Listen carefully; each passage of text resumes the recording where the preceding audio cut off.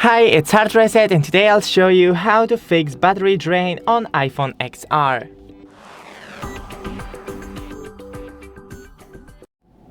So first, disable the Wi-Fi, AirDrop, Bluetooth, personal hotspot, VPN, and even you can enable the airplane mode. Next, lower the screen brightness right here. Then go into Settings, General, and Software Update, and make sure that your iOS is up to date.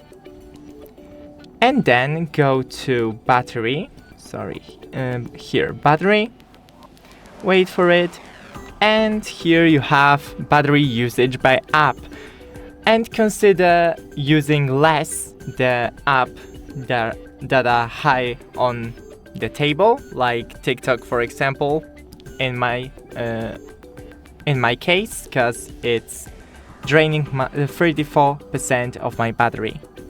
That's it, don't forget to leave a like and see you in the next one.